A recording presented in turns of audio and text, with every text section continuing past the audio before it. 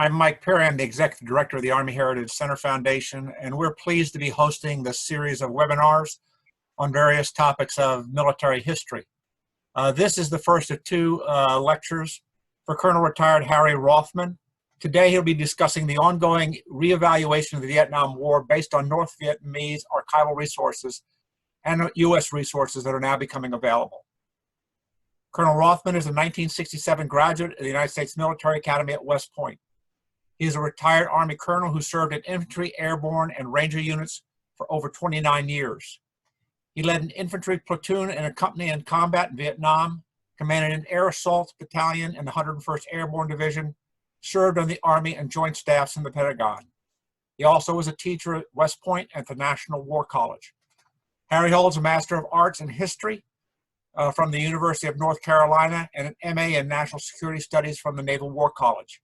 He is the author of two books, None Will Surpass, a story of the 4 decades service and sacrifice of the West Point class of '67, and Warriors and Fools, How America's Leaders Lost the Vietnam War and Why It Still Matters.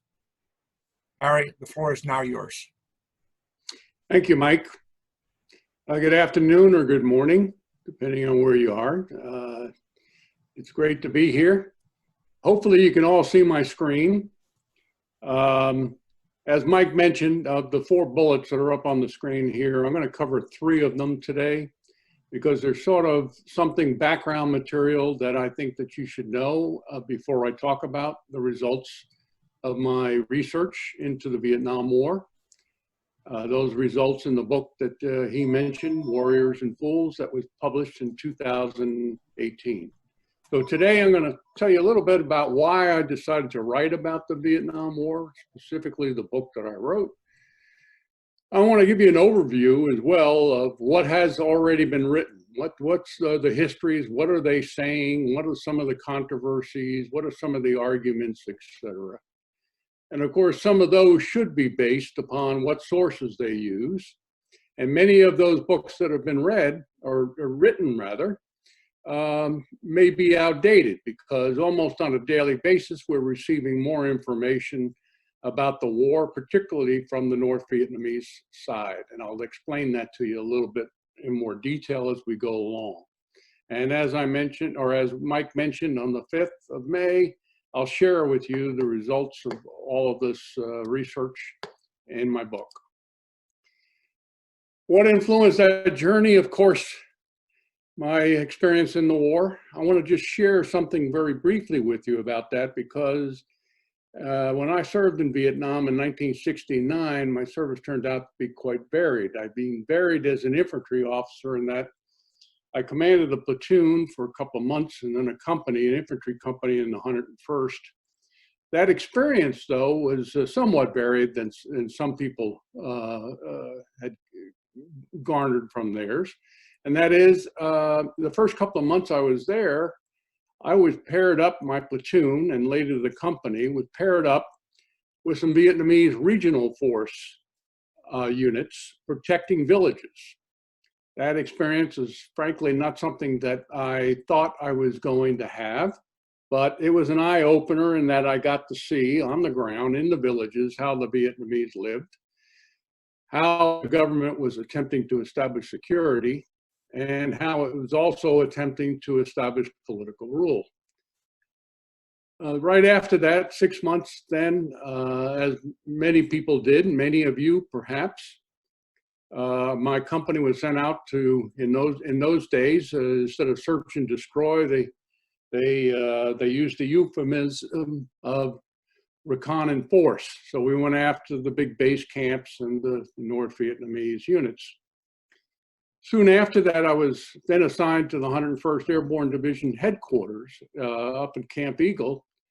And I want to share that briefly with you because I was asked to join the headquarters because the headquarters general officers always wanted officers out of the field that they could get their viewpoints from those who've served in the field in any of their deliberations. So in that capacity, I got to sit in on some of the meetings between the division and corps commanders and General Abrams, who was then the MACB commander, and others.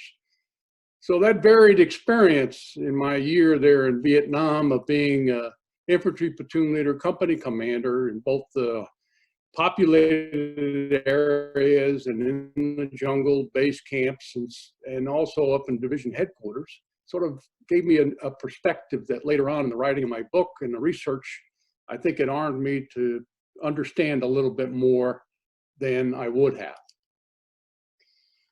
What influenced my journey, of course, like perhaps some of you, in my tours, unfortunately, I lost 6 soldiers in my command, KIAs, and a dozen WIAs. I also lost 29 classmates out of West Point. So that always stays with you.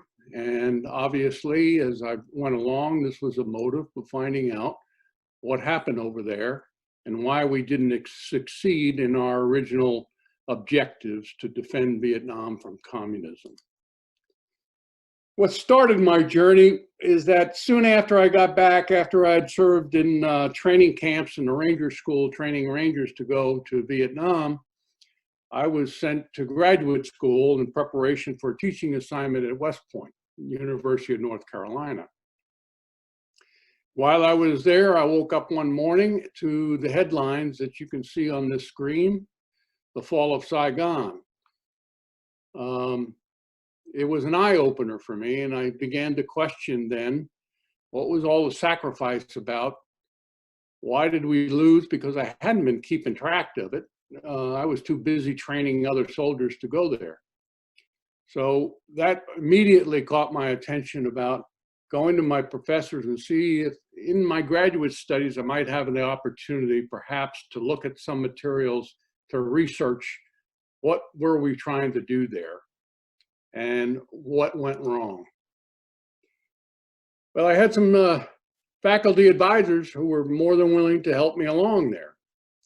And the one source that was available was the Pentagon Papers, which, if you recall, was released through the New York Times, a group of papers that were written as a study for McNamara when he was Secretary of Defense, to take a look at the history of our involvement there in policy making. And those papers, which really numbered some 7,000 pages, were encapsulated. The New York Times release, of course, was a fraction of that. But one of the senators at the time decided to put several volumes of the choice papers together in what was known as the Gravel edition. And those are the things, that's the source I began to study first as part of my graduate studies, University of North Carolina. And I ran across this particular memo from an Assistant Secretary of Defense, John McNaughton, to the Secretary of Defense McNamara. And this caught my eye, as I'm sure it would have caught some of yours.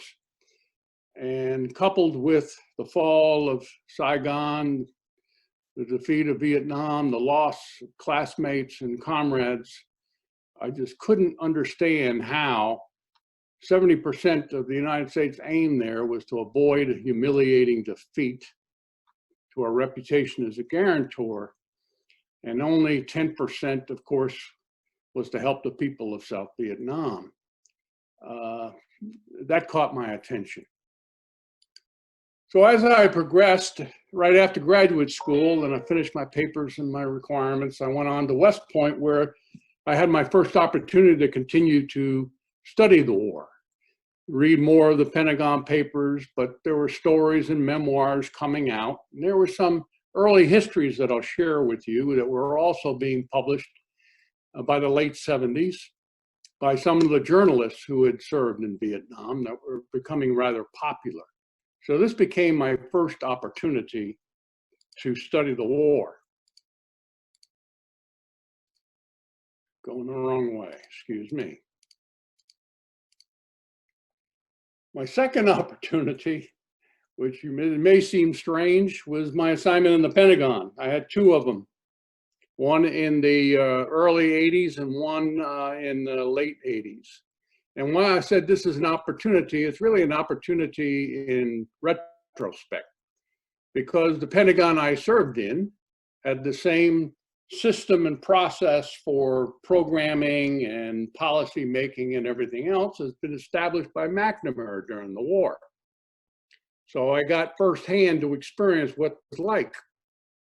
I also got to see the policy making, because the national security apparatus, the National Security Council, the participation by the Secretary of Defense and the chairman and the Joint Chiefs of Staff, that process and that organization had been established before McNamara had showed up.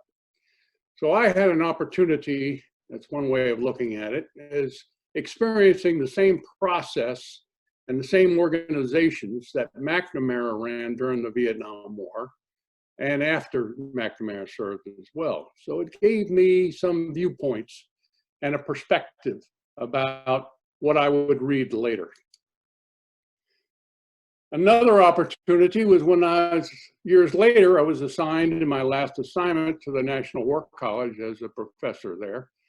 And I decided to develop a course on the Vietnam War. It was the first one that was being taught in the war colleges. So I was able then, in 1994, to gather more materials together and put together more perspectives and share them with the students. So it created a dialogue that I benefited from later on, and it was very worthwhile. Years after that, the Center for Oral History was established at West Point. And many of my classmates were called in to give their oral histories of their experiences in the Vietnam War. I was one of them. And I participated in helping out the history department put together a series of papers that the people who were doing the oral interviews would be able to use in their oral interviews. So I began to collect some of my thoughts from those interviews that I would then later benefit putting my book together. All right, so much for how all this came about. Soon, when I got serious about how to do this, I had to think about how I was going to approach this. And these three things right here, these three pictures, sort of summarize my approach. On the left-hand side, you'll see Winston Churchill, who made this comment about the Soviet Union. It is a riddle wrapped in a mystery inside an enigma.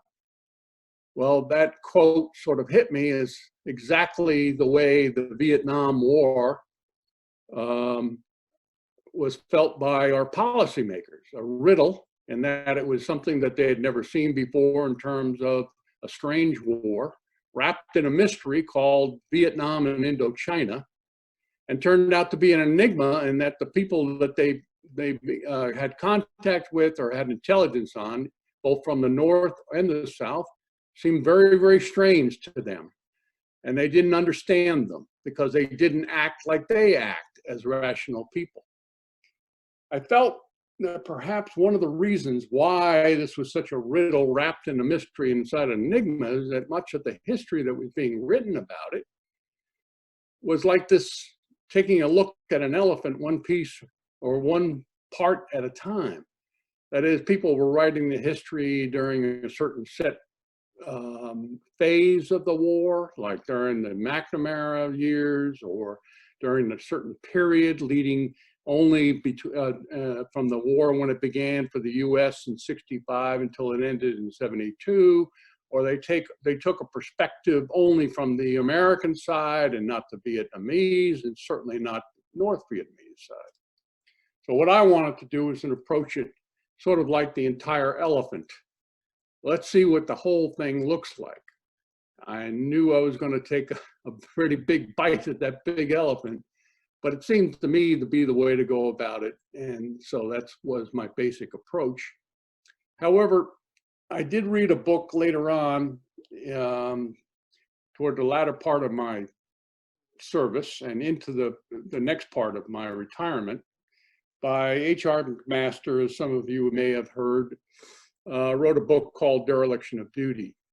And what he did is he took a look at the policy making in Washington, D.C. specifically And he wanted to take a look at the role that the military played in their interface and relationships with their civilian leaders. Now, this was only really during, a little bit during the Kennedy years, but mostly, as you can see by the title here, during Lyndon Johnson's McNamara's tenure from 64 to 68. I wanted to expand that and to see the kind of relationships that McMaster exposed went beyond that period of time and the impact it may have had, not just on Johnson and McNamara, but also on perhaps the Kennedy policymaking and certainly afterwards Nixon. So that was my approach. I want to shift gears now, and I want to take a look at, if I can find that, for some reason or another, it's not showing up.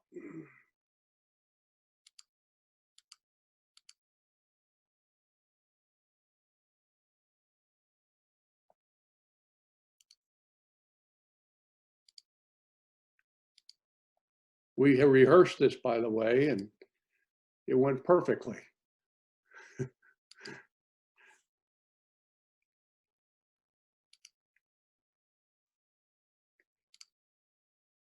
Is that sharing? It's sharing, but you're gonna have to make it a little bit smaller, I believe. Okay.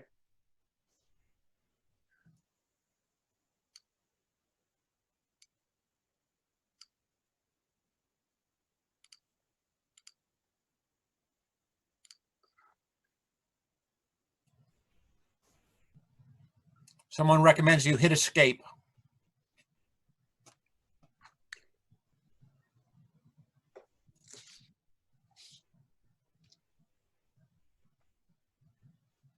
All right. Is only thing that's showing up is in this green box? No, we have historiography of the war. What is historiography? Orthodox view. Okay, it's getting, there we go. That's a bit better.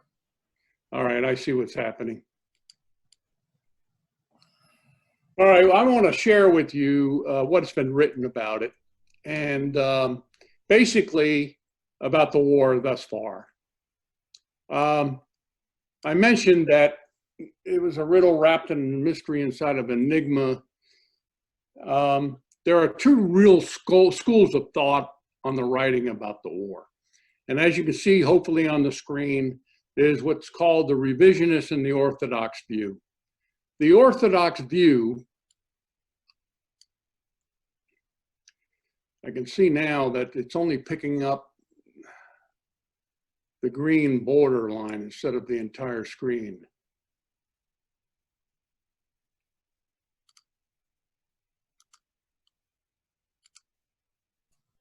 You have the orthodox view down in the lower right-hand corner right now.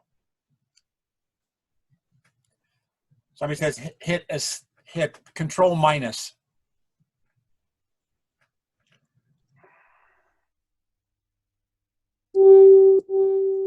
Yeah, that's not working.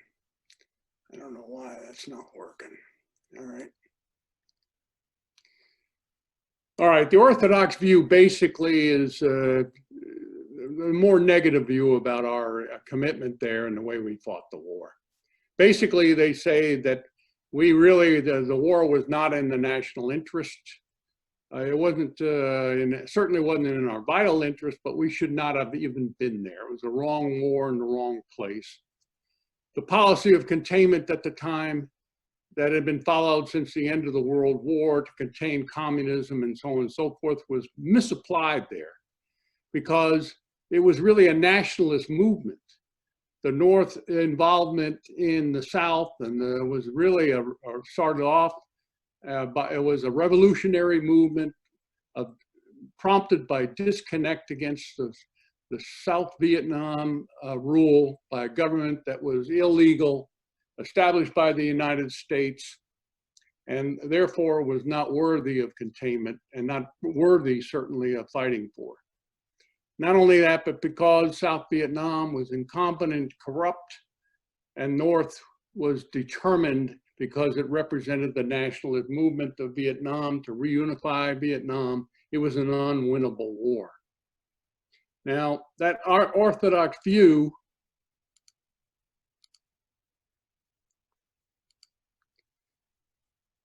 was written early on. Can you see that?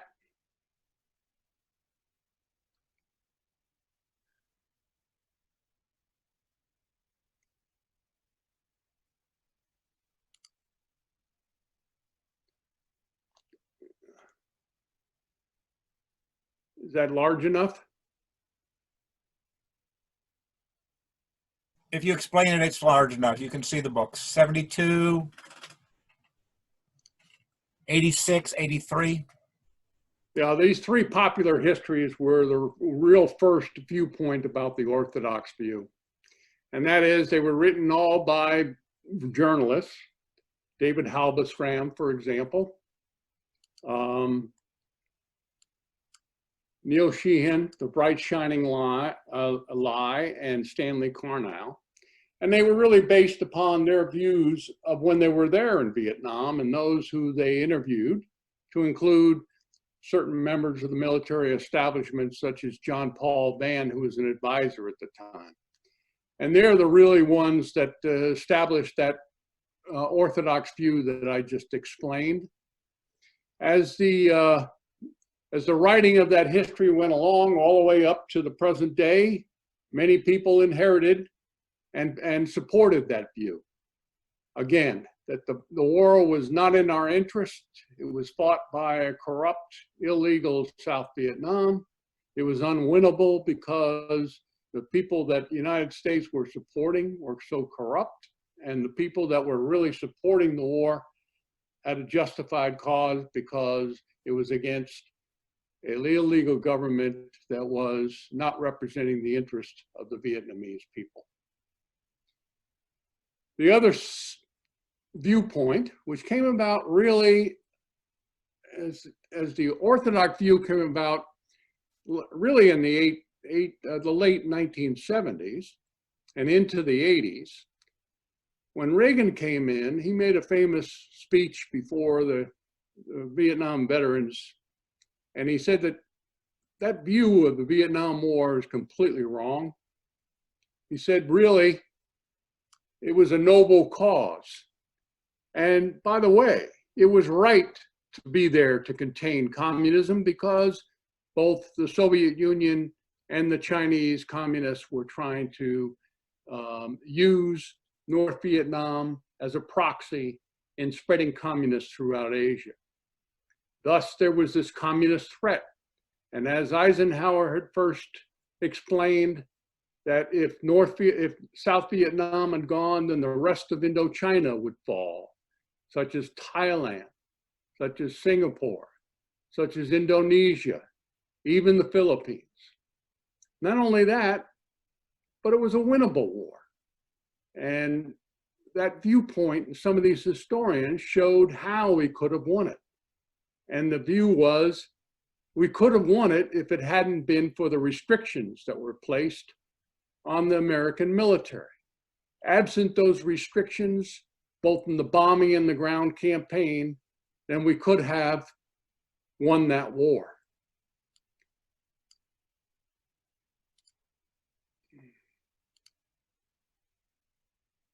These are some of the more early histories that came out, that viewpoint. I mentioned the 1980s. In 1982, Harry Summers, who had fought in Vietnam, wrote a book on strategy, using the precepts, the fundamentals as described in Clausewitz's On War. He showed where that war was not fought correctly and how it could have been won if it had been. Another book followed that several years later by another Army officer by the name of Andrew Krepinevich, after he retired, called The Army in Vietnam. He took a somewhat different view than Summers in that it was we could have won the war, but our military strategy and operations were misapplied, and that we didn't focus on the security of the population. Rather, we focus too heavily on the big unit war and going after the main units. Now, both in the Orthodox and in the revisionist views, you've got to understand that a lot of these historians don't necessarily have the same viewpoint. There's differences here and there, and I've just mentioned the one between Krepinevich and Summers. So as the historians continued, they continued with, in the revisionist side, talking about the same sort of theme, but within variation. Some of the more recent ones, for example, is by Louis Sorley, written a Better War and a biography of Westmoreland, in which he continued with the theme that the war was mismanaged and that we didn't focus on the right things, sort of keeping with Krepinevich.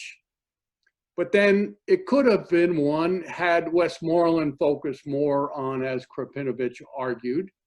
But really, when Westmoreland left Vietnam and Abrams took over, the war was fought correctly by Abrams in what Abrams called the one war concept. That is, fighting, going after, certainly giving security to the countryside, improving the South Vietnamese army, and maintaining pressure on the military units of the North and the Viet Cong. Since then, there have been other things written that I called some neo-revisionist look. This is the most recent look that takes on things like what Sorley said. Greg Datis is a good example of that. He's written two histories, one on Westmoreland strategy and one on the withdrawal, which is also on the last years in the war during Abrams' tenure. So once again, he refutes the views of Sorley, still maintains that the war could have been done, and other books have followed suit as well. So that's sort of an overview of the different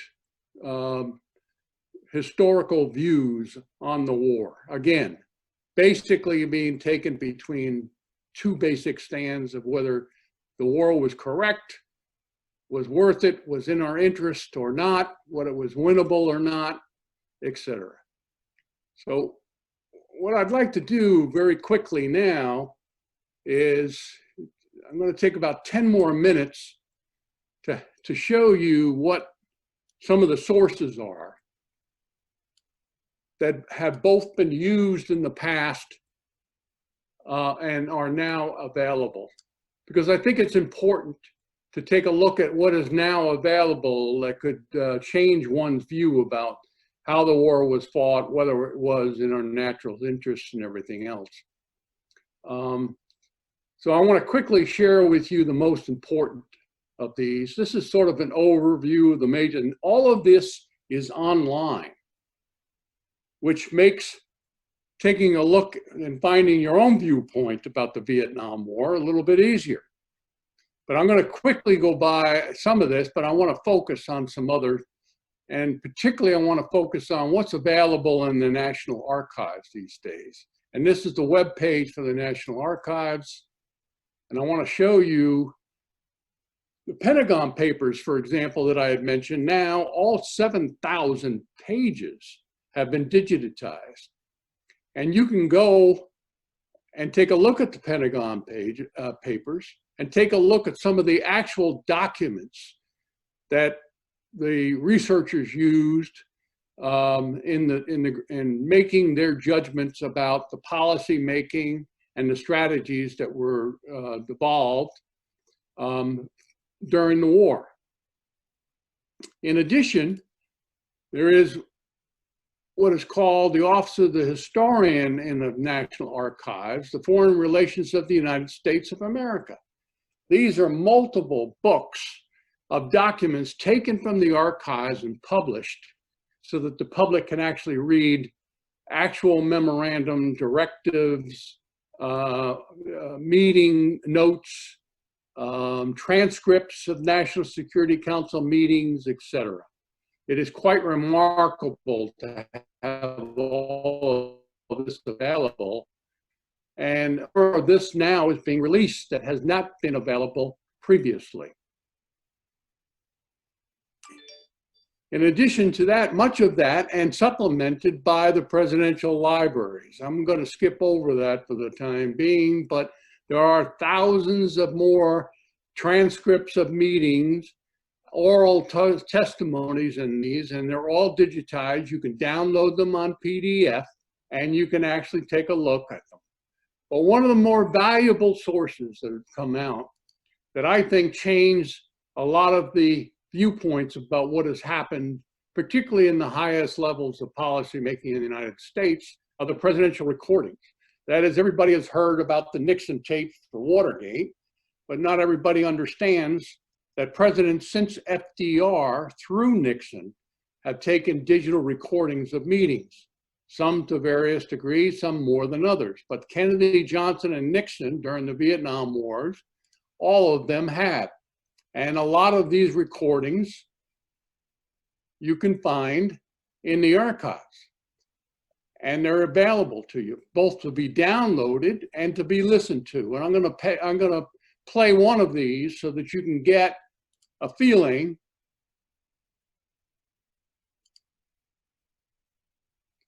for what they sound like. But they come accompanied with transcripts as well.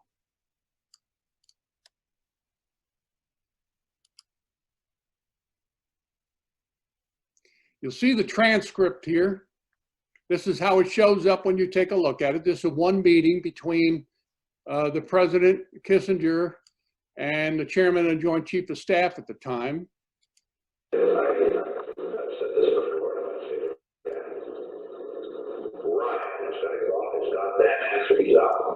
tired of it anyway. He's a soft man. The person should be killed and all that sort of thing. They say, you know, and I ordered it goddamn Air Force time and again to do anything, and they can't bomb because they say it's 4,000 to 4,000 foot ceiling. You know what I know, that they do not have restrictions. The only restriction they've got is the one with 10 miles ahead at the present time, which they didn't have before, and the Air Force didn't do a goddamn thing for the last 3. Well, you can see by that, first of all, the tapes can be rather difficult to follow, but the transcripts certainly help.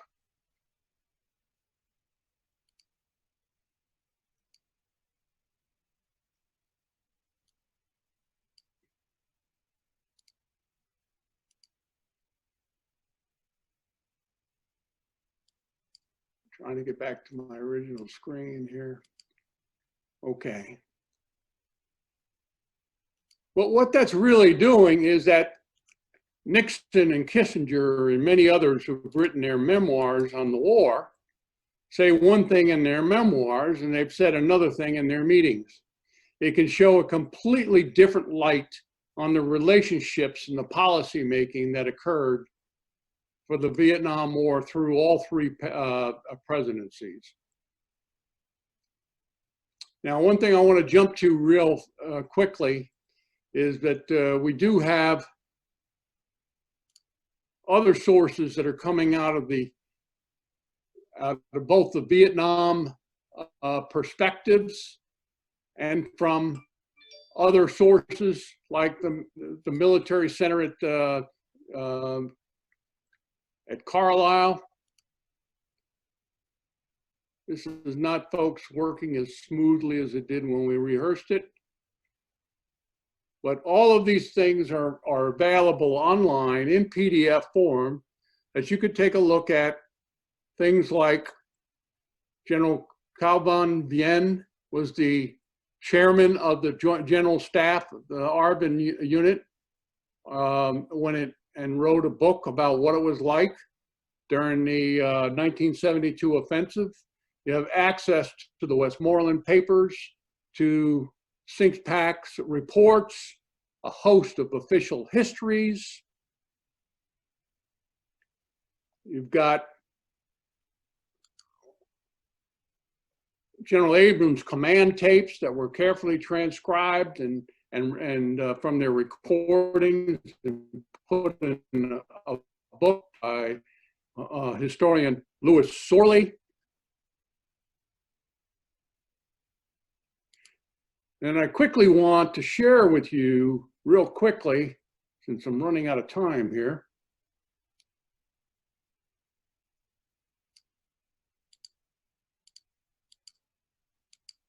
There we go. You got it?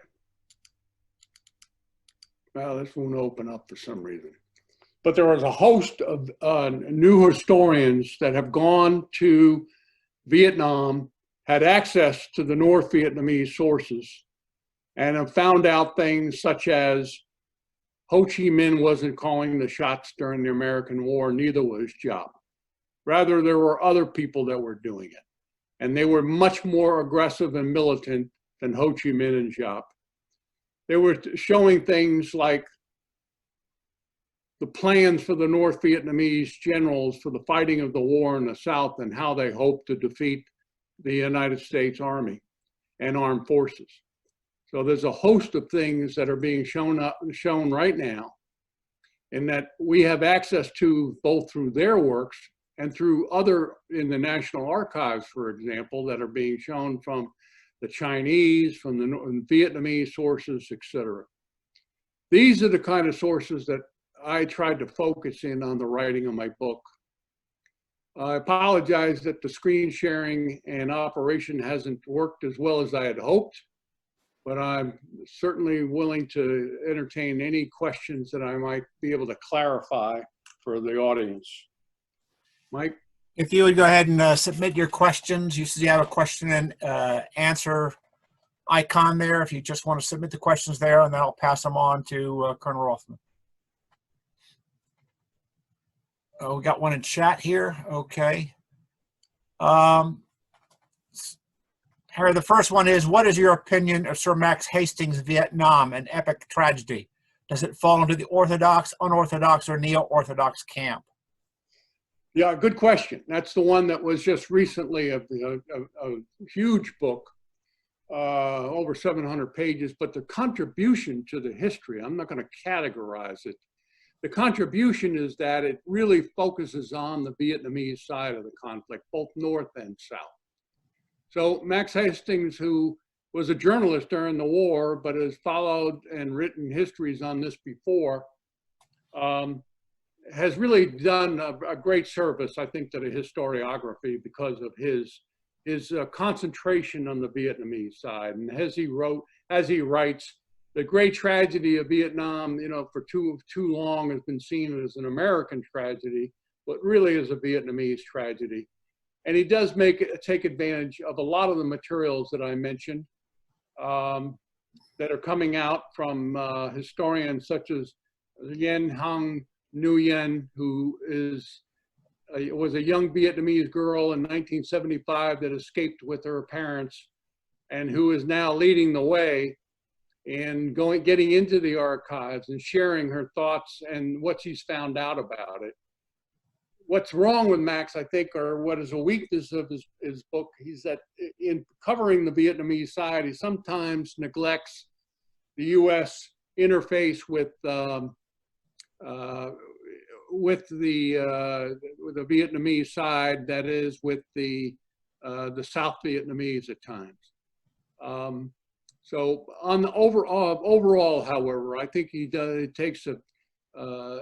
contributes a lot to the historiography.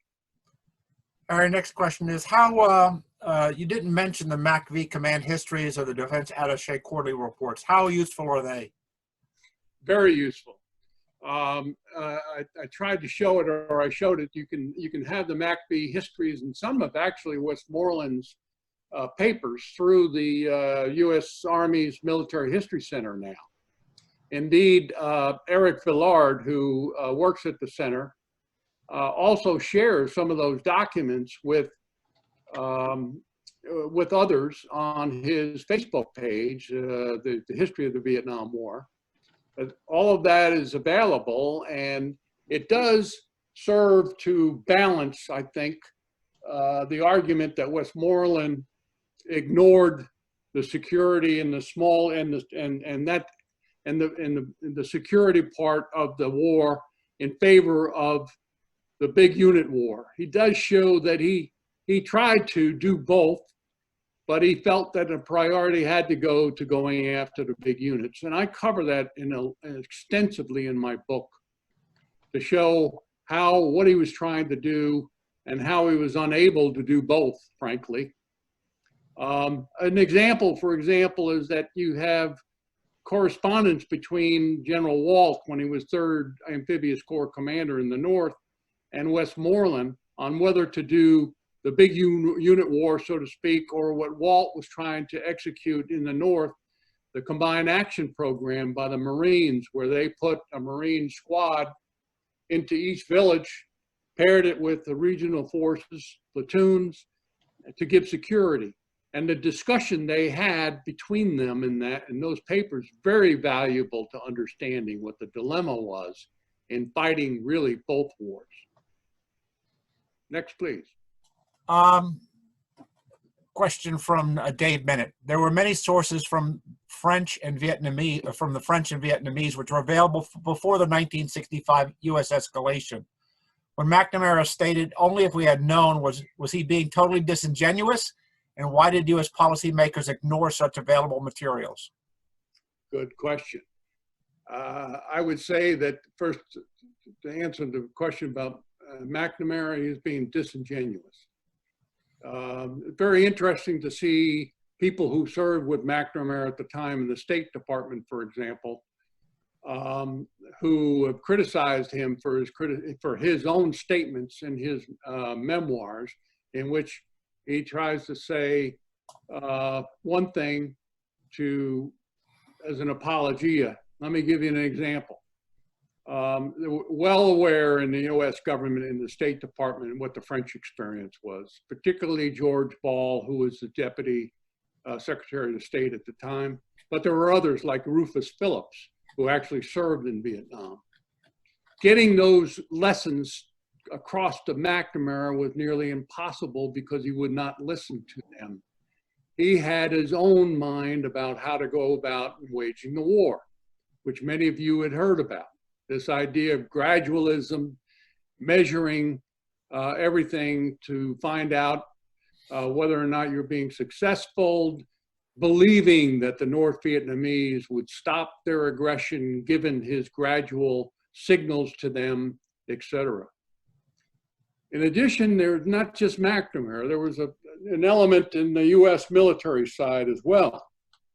And they felt, what can we learn from the French? After all, they lost the Second World War after 30 days against the Germans.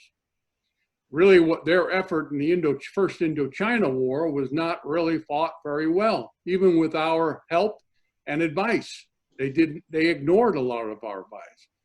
So, unfortunately, we turned a blind eye to the French and their experiences there. Not totally, some did listen, but the ones who were in power and making policies and decisions did not. We got, in a sense, two questions, but they may be for your next talk. One is the main thesis for your book, and then the second one is how, in your opinion, the American leaders lose the Vietnam War. Do you want to defer that to your next talk, or you just want to highlight it right now? I am going to defer it, but I'm going to highlight this. Much in what we did in losing the war was a result of the relationships between both our civilian leaders and our military leaders, not just as McMaster argues it's in his book, but also across the board in the Kennedy, Johnson, and Nixon administrations. And it went beyond just Washington. It fell both out in the Pacific Theater for General Sharp, or Admiral Sharp, the relationship that Westmoreland had, all of that, the relationships mattered. And they matter a great deal when you're trying to devise a strategy to fight a war as difficult as this was. And the relationships were never very good, and I'll explain why. And it had a lot to do why we were unable to really find the right strategy and have decisions on them. I will share with you that I thought that we had the right strategy. There were reasons why we couldn't execute it. And the reasons were not just the fault of the civilian leaders. So I'll share that, defer that with the next, in my next talk. To what extent do you think policy was driven by the motivation to avoid humiliation? Good question. It meant a great deal to a small number of people. In other words, during the time, I'm saying, okay? There was a small clique of people working for McNamara, namely a group called the Whiz Kids, personified in this John McNaughton name that you may have seen, but also another name, I can't remember his name right now, but there were several who believed that that was all they had to do.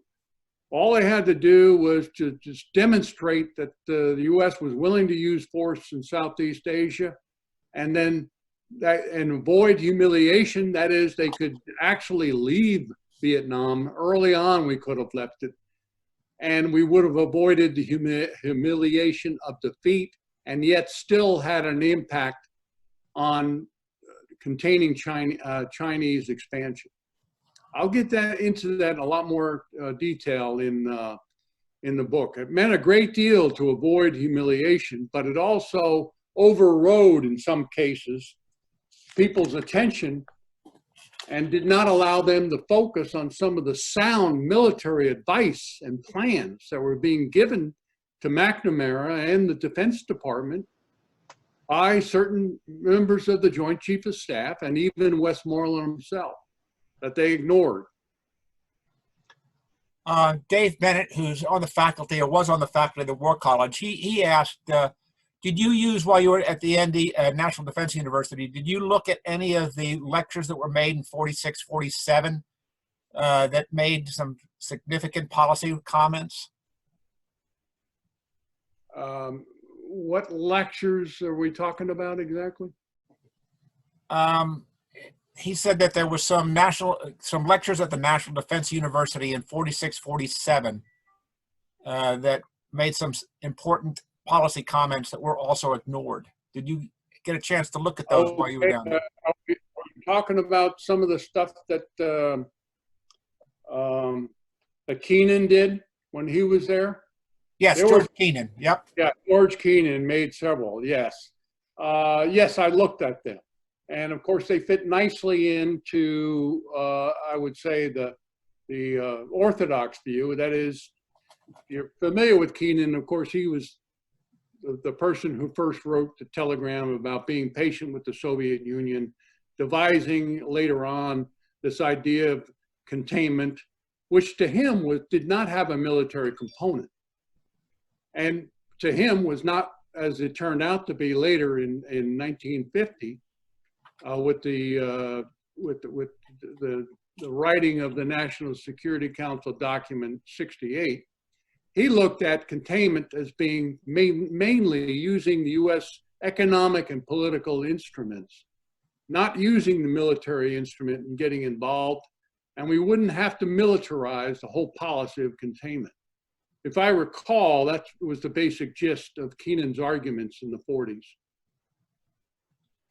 There are some who actually pick up on that and say one of the worst things that happened is when in 1950, and actually it happened before 1950, but the culmination came in NSC 68 when it became the policy of the United States, at least in the Pentagon and adopted by President Truman, to meet communist aggression everywhere, no matter where it should show up. Okay, we have two more questions, and then I think we're going to have to wrap it up here.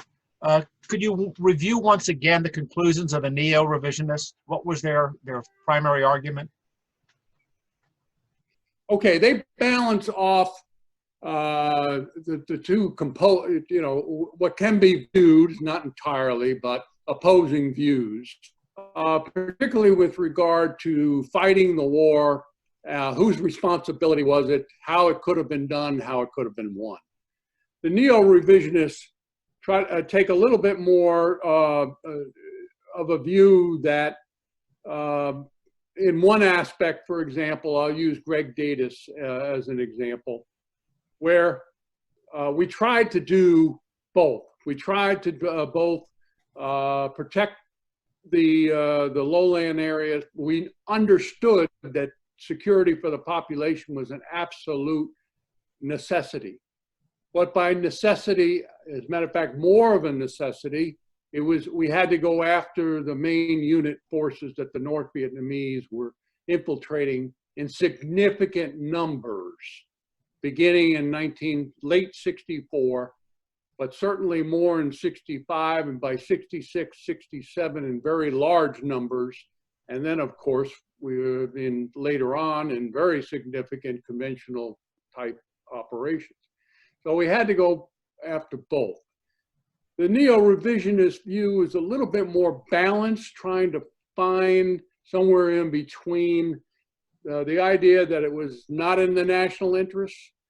For example, they believed it was in the national interest, but we did not devolve a strategy early on at the national level to make sure that the cost for the commitment of forces in Vietnam were commensurate with the importance of it. I hope that helps. Again, I'll get into a little bit more detail when I talk about this in my book. So the last question. You really didn't speak much about the lack of support by the American people, especially as you start moving post-TED and into the early 70s. What school, or will you address that in your next talk? Yeah, I will talk about it in my next talk heavily, because I devote a large part of the book to that.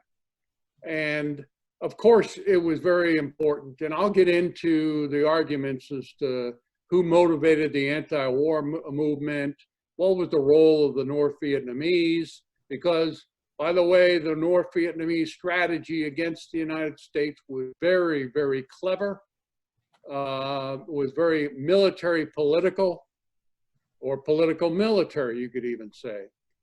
But there's some interesting things about what happened in America in the 60s.